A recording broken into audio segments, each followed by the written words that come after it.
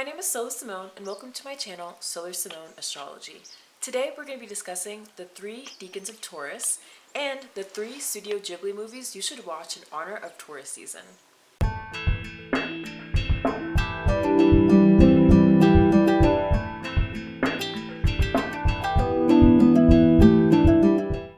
If you don't know what a decan is, it is the division of each zodiac sign by 10 degrees into 3 different parts. Each zodiac sign has 3 different decans, which I'll discuss today, specifically in regards to Taurus. The sources I'm going to be using to describe the decans is going to be Austin Coppock's 36 Faces, T. Susan Chang's blog posts about the decans, as well as the Fixed Signs Astrology's podcast. Alright, before I start talking about the decans of Taurus, I think it's important for me to talk about just what Taurus is as an archetype. So Taurus is an earth sign and it's also fixed and is ruled by Venus. So Taurus is very much all about like nature. I mean, it's literally represented by like the bull.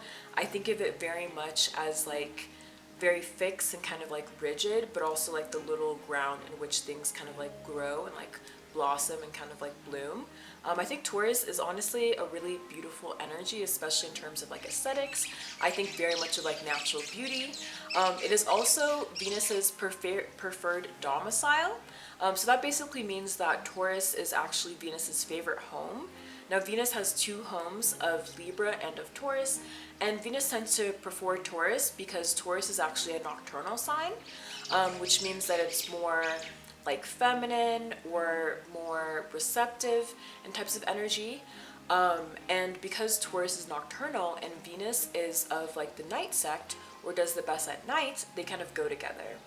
While Taurus has a lot of positive qualities, including being very like warm, like nurturing, steady, grounded energy, it also has some downsides. Notably, Taurus tend to be pretty stubborn as they are a fixed sign and tend to be pretty rigid in their beliefs. I also feel like Taurus as an energy operates on the principle of inertia, which is basically like things that are in rest will continue to stay at rest, or things that are in motion will continue to be in motion unless acted on by another force. And I feel like that's 1000% Taurus energy. Tauruses, they're very much like a work hard, play hard type of people. So like if they're working, they're gonna keep working until something forces them to rest. Likewise, Tauruses, if they're at rest, they're not moving. You cannot get them to do nothing that they do not want to do because of that principle of inertia. Unless acted on by another force, they will not get up and actually do something if they're in their resting period. So I feel like Taurus is a very like go big, go home type of energy in terms of like the way that they carry themselves. They're either totally at rest or they're totally at work. And sometimes it's a little bit hard for them to weave the two together. I chose to talk about 3 different Studio Ghibli movies to represent the different decans of Taurus just because of the Venetian nature of these films. Like these films are absolutely gorgeous, like literally so enchanting, so pretty. Everybody always talks about how gorgeous the animation is. Everybody's always doing art challenges to kind of like recreate the frames. And so I very much was like, okay, this is very much giving like Venus baddie era with these, you know, Studio Ghibli films. And that's kind of like why I chose it to represent it. Alongside a lot of Studio Ghibli films, obviously they're meant for children, and they explain stuff in maybe like slightly simplistic ways. However, I do really feel like they have a lot of complex themes and like motifs that are present throughout. I think they do a really good job of relaying complex information, especially as it relates to life and death and grief and all those sorts of things to children so they can understand these complicated issues that they may already have to deal with and face throughout their lives. And so that's kind of why I chose these movies. They're gorgeous and they have really good themes and ideas throughout them. Alright, let's begin by talking about Taurus 1, which Austin Coppock calls the Plow. Now, this decan is ruled by Mercury, and Mercury is basically represented by the Magician and the traditional tarot. And of course, this decan is also ruled, generally Taurus is ruled by Venus. And then it is also represented by the 5 of Pentacles, which is also named the Lord of Worry in the tarot tradition. Now, this being ruled by Mercury is very interesting Because, you know, Mercury is obviously like, when I think of Mercury, I think of like fickleness, of like play, of like all this different type of stuff, right? But then you have like, you know, Mercury in Taurus, which is kind of also gives like a grounded energy to it. Um, Interestingly enough, Venus and Mercury kind of like coming together in this decan to me really represents like magic or like ceremonial magic. So if Venus kind of like represents like the decorations or the embellishments people would add to like their altars or to like their religious like churches or temples or all of that type of stuff, then Mercury is actually like the person who's kind of like bringing forth that energy to produce that magic. Is also gives like a lot of inquisitive energy and a lot of like, okay, I have the power to control my own destiny is very much the vibes of Mercury as the magician. I also think of this decan bringing a lot of like magic, wonder, enchantment, all of that type of stuff. However, this is also deeply contrasted by having the Five of Pentacles here.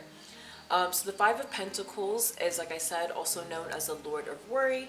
If you look at the card, you can see some people who appear very disheveled and outside of what seems to be like a sanctuary or like a church. One of the people is also disabled, and it's also a very cold winter's night. So these people are not doing very well. And it's a card that I refer to it honestly as the down bad card.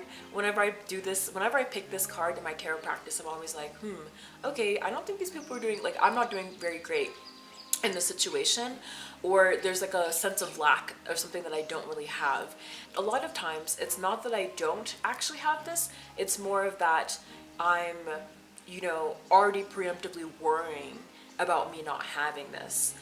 So that's very much the representation of this decan. Also, the moon has her exaltation degree here at 2 degrees of Taurus. So the moon's energy being present here also kind of adds, like I said, that ceremonial magic kind of like nature type of vibe of like when you combine like Mercury and Venus together.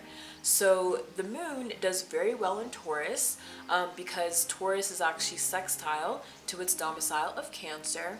Beyond that though, I think Taurus has, like I said, a lot of like fertile or fecund energy, just a lot of energy that is very like nurturing, grounding, loving, and I think Taurus's energy offers a lot of security that the moon really craves and wants that it typically gets from the sign of Cancer.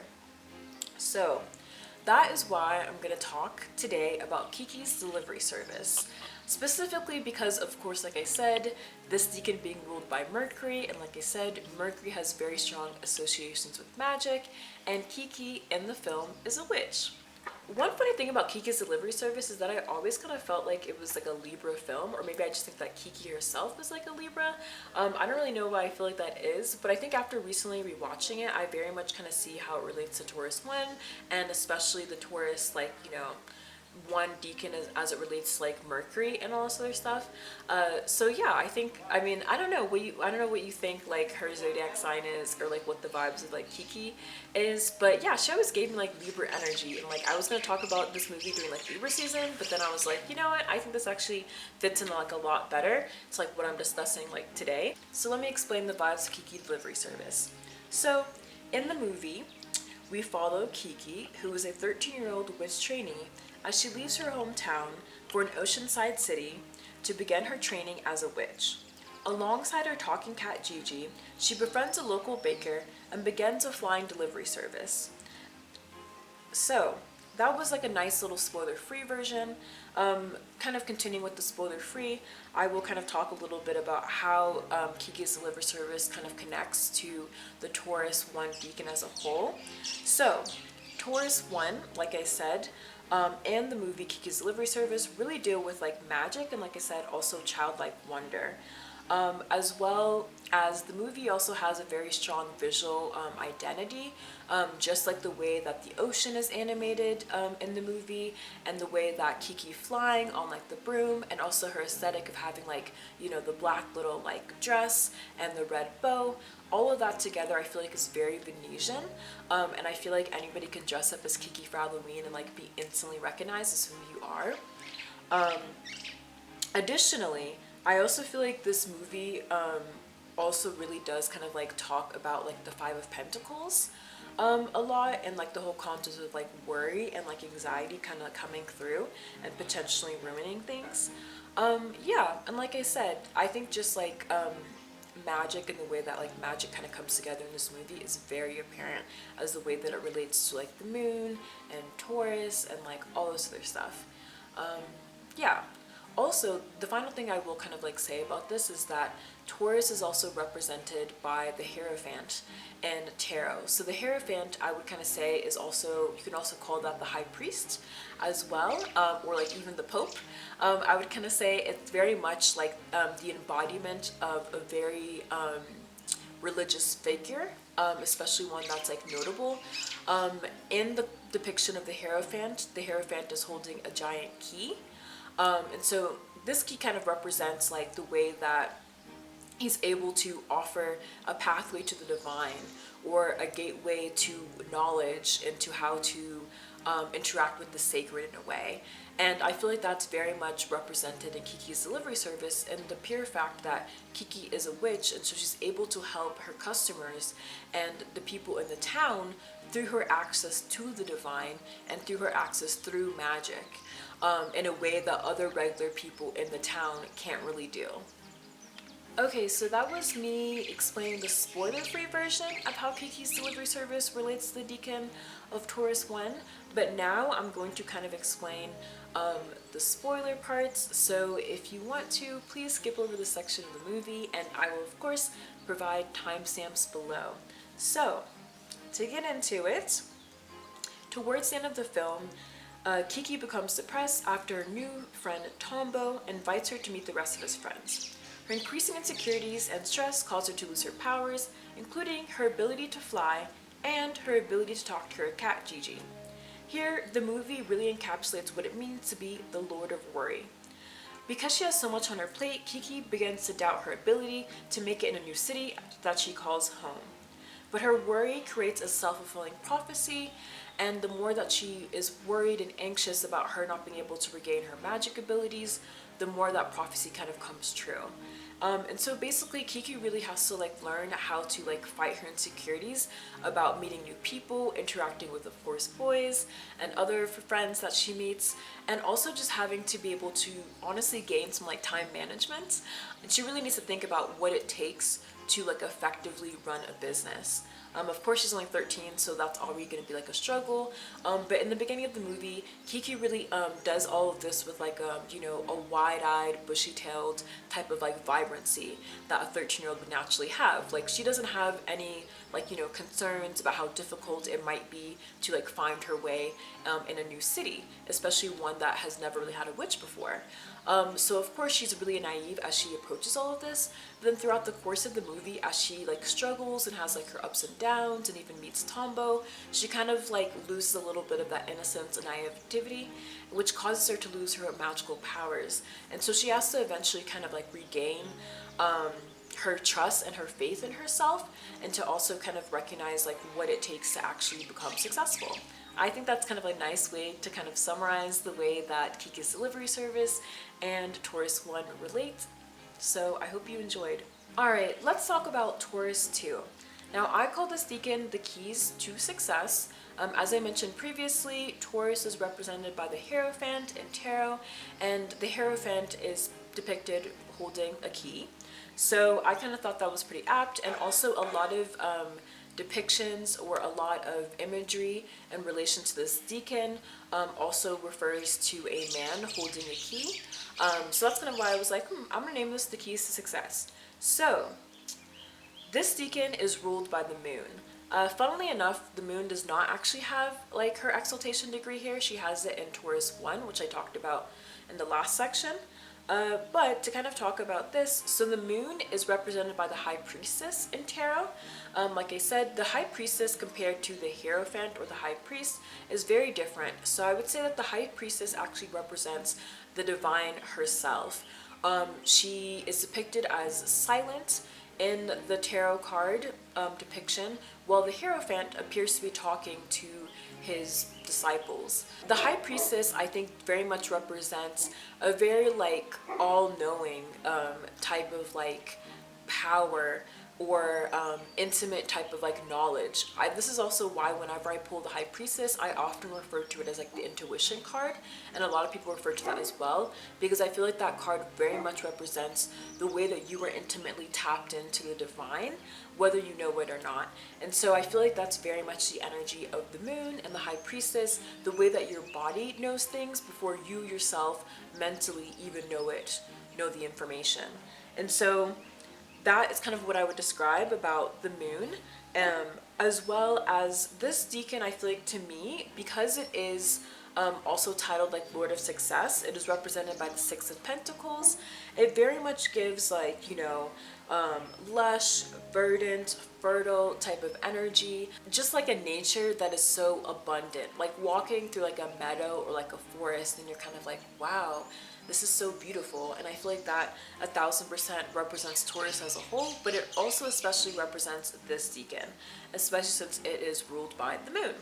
So, like I said, this deacon is represented by the Six of Pentacles, which is also titled the Lord of Success. So in this tarot card, you can see a presumably wealthy man holding a scale in one hand, but also dropping gifts of like coins to some beggars who ask him for money below. And so obviously this is very much a deacon about generosity, but it's also very much about being so successful that you are able to give. And so that's kind of why I did title this The Keys to Success. In 2004's Howl's Moving Castle, we follow Sophie, a young hat maker who was turned into an old woman after an unfortunate incident with the Witch of the Waste. After that, she seeks out Howl, an eccentric wizard she had previously met, and lives in his moving castle as she figures out a way to end her curse of old age. A core theme of this deacon is generosity and how that is intertwined with the path to success. Another aspect of this deacon is, of course, how success is often brought on by a mixture of passion and steady determination. Sophie embodies all of this as she offers her time and energy to help Howl and his friends in the castle, eventually even falling in love with him.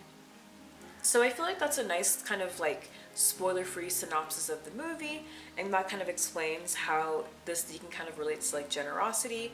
As Sophie spends time in Howl's castle, she interacts with all the people there, and eventually kind of like helps them all kind of gain their own paths to success and paths to freedom. So I feel like that's really sweet.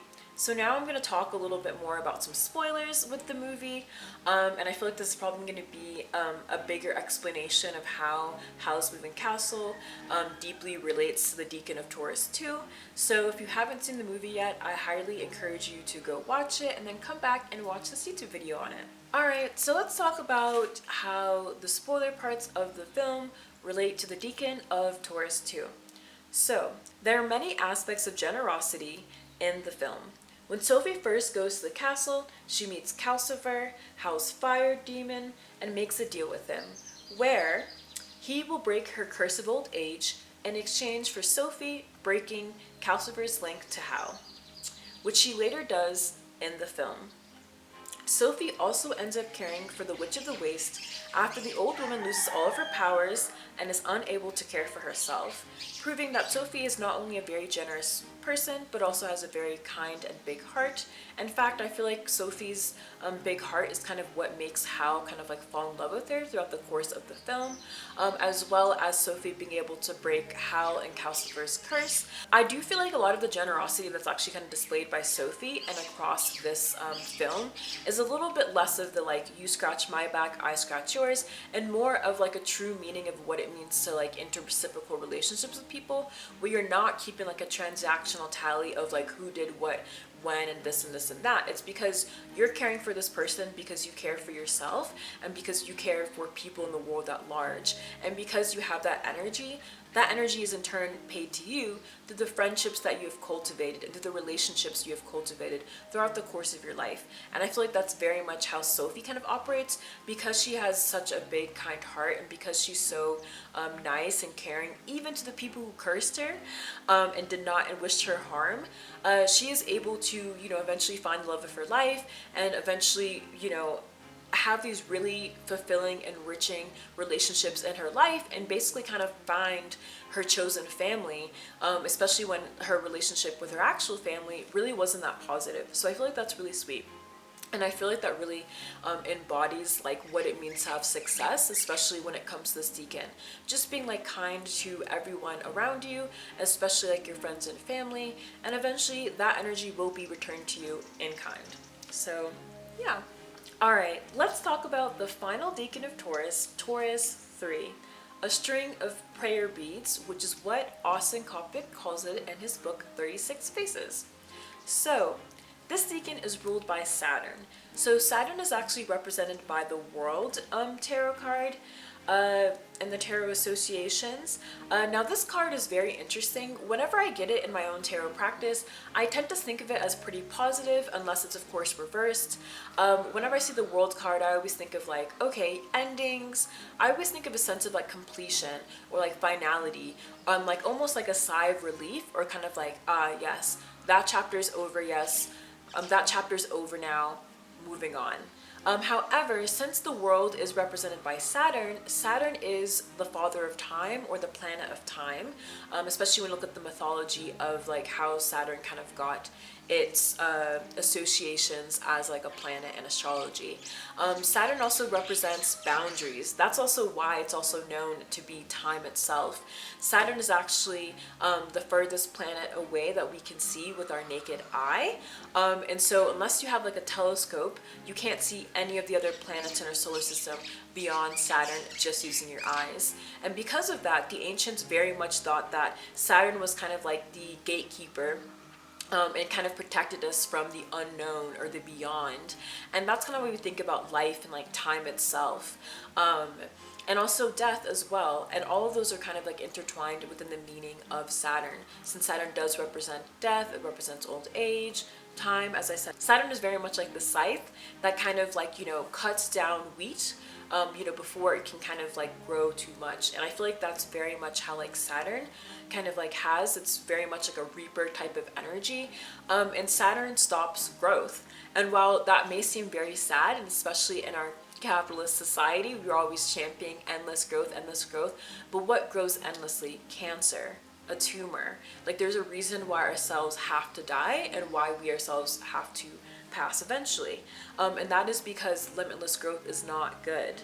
And I feel like very much with the Saturn and like the World's card in and of itself, it's very much talking about how like the old cliche like rejections are God's protection.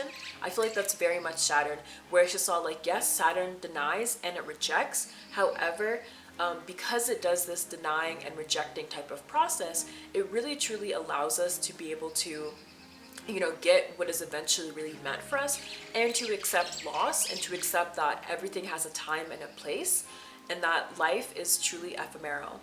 So this all deeply relates to the tarot card, the Seven of Pentacles, which is also represented by this deacon, Taurus 3. And of course you can kind of see why Austin Coppock named this deacon a string of prayer beads.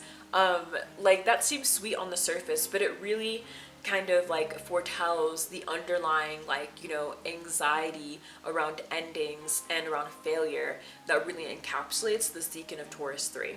So the Seven of Pentacles is also named the Lord of Failure. So in this tarot card, you can clearly kind of see a man. He's kind of like looking down at his crops, which also have like 7 pentacles, and he kind of has a look of like disappointment, or kind of like just like a look of like frustration almost, but almost like you're so frustrated, you're just kind of like, well, it is what it is. Like kind of like you've tried everything, but your crops aren't growing, and you kind of have to recognize that maybe you kind of didn't really win this round. I feel like that's very much the embodiment of the Seven of Pentacles. So, I feel like the Seven of Pentacles definitely represents what happens when you're disappointed at your efforts or you're waiting for success to kind of like happen.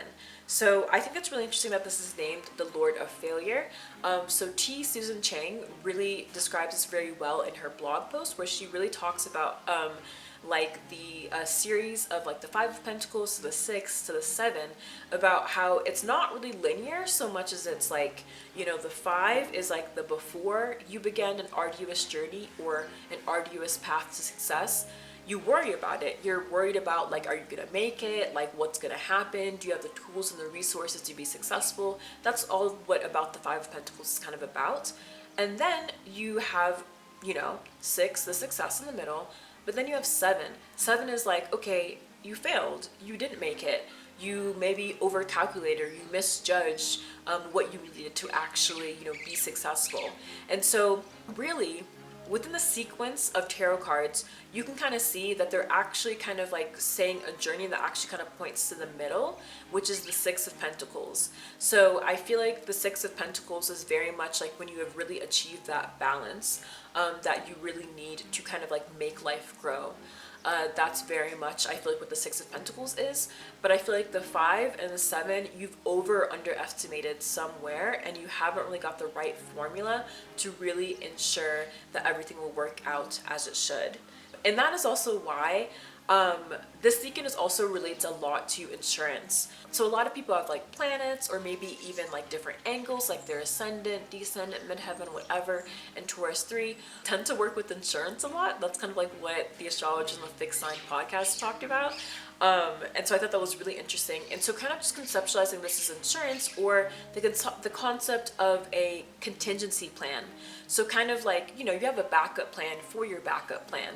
And anybody who's truly successful knows that the first iteration of things or events isn't actually going to work out. You're going to have to recalibrate to be able to kind of figure out like what your next move is, so that you can kind of continue to evolve and to grow and to get better and better and better.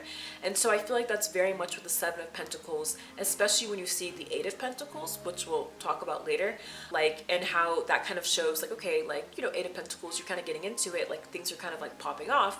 Anyway, I feel like that very much kind of shows about like a good plan to success always has contingency plans or has some type of kind of insurance to guarantee that you will eventually make it. So that is kind of why I chose to talk about the movie Arrietty, or also known in North America as The Secret World of Arrietty. So Arrietty is a 2010 film that follows the lives of Sho, a human boy, and Arrietty, a borrow girl, who lives underneath the floorboards of Sho's house. Throughout the movie, Sho attempts to help Arrietty and her family and to learn more about the world of the borrowers. So the borrowers, I guess, are also kind of a little bit depicted kind of like as fairies, I guess, or kind of like have that like analogy, I guess. And they're relatively, you know, obviously tiny and also like, I don't want to say helpless, but also they're very vulnerable in ways that obviously us as like giant humans aren't.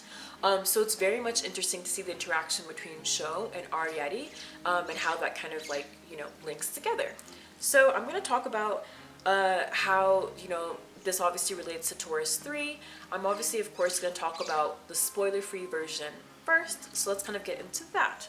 So Arrietty and her family are constantly in danger of being discovered by humans and being harmed by them, which means that they are constantly on alert and have contingency plans should anything ever go wrong. These are definitely people or beings who are ready to, you know, move at the drop of a hat if they are ever discovered. So that to me already is like they have insurance plans or they have contingency plans about you know, what to do in the case of like an emergency, or what to do if their livelihood is ever threatened, which does happen several points during the course of like the movie. And so I feel like that was very much kind of like interesting about how, because they are so vulnerable, being like, you know, so relatively tiny to everything else in this world, I feel like they do have to kind of be a little bit on guard or alert to ensure their survival, which of course is a little bit sad, but it ultimately ends up kind of like working out for them in the end. Okay, so now I'm going to discuss some spoilers in relation to this movie. So if you have not seen this movie, I highly encourage you to watch it. It's a gorgeous, gorgeous film, obviously, as all Studio Ghibli films are. And then of course return to this YouTube video to watch my in-depth discussion. Arrietty and her family are ready to leave at a moment's notice and eventually have a series of unfortunate events that leaves Arrietty's father injured. This ties into the Deacon's themes of insurance because of the way that, you know, they kind of are already on alert and they're already ready of like anything that can go wrong, especially if they're discovered. Of course, things go wrong. Also show like the little boy or like the one of the protagonists of the movie. You know, he was really trying to help so much throughout this course of this film. He fails spectacularly at that, but you know, A for effort. So and that's also a little bit why Arrietty's like father ends up getting injured, but he really does try to help. In fact, we kind of learn a little bit more about Sho's motivations, about why he was so insistent on helping this borrower family. So Sho reveals that he has a heart condition that needs to be operated on, but there's a low chance of success. He remarks to Arrietty that he's accepting that all living things die, once again referring to, you know, Saturn, Father Time, and the world card as a whole, very much recognizing the ephemeral nature of like life itself and all things that kind of like, you know, live and breathe on this earth eventually must go. I think this is also kind of very interesting when you think about, like I said, all the things that we've talked about Taurus, especially as it relates to Taurus 2 as like a deacon, and very much like the way, like I said, Taurus is about abundance, it is about like nature, it is about life, it is about growth, it is about all these beautiful Venetian things. However, I do like how these deacons, especially Deacon 3, really kind of complicate these ideas behind what it like life and death it kind of means, and about how they're very much kind of like complementary, and how very much, even though Taurus can really represent all of this abundance and all of this beauty, it can also represent when eventually that beauty fades and it has to decay. But also I think that even Taurus 1 also represents the birth of these things as well, through like Mercury, through the magician, through the magic you need to put things that we want in this world into motion. And so I think all of these deacons really kind of like sum up the life cycle as a whole, especially if you look at any like type of biology, and how people like reproduce and like come together, all that stuff. I feel like Taurus, especially as it's explained to the deacons, really encapsulate all of this. And I really hope that these movies like really helped you kind of get that like information kind of even further. Yeah. Alright, that's all for today's video. I hope you liked it so much. Please don't forget to like, comment, and subscribe. And please in the comments let me know if you know of any other movies that represent Taurus season for you, especially if they're Studio Ghibli films. And also let me know if you've watched any of these films and if you agree with my analysis. And of course, please remember to let me know what your favorite Studio Ghibli film is. Final thing that I will mention is that I'm open for astrology readings. So if you want an astrology reading by an experienced, fabulous, beautiful, gorgeous astrologer such as myself, please look down below for all my information about how to get an astrology reading for me. I'm so excited to talk to you guys so soon. Bye!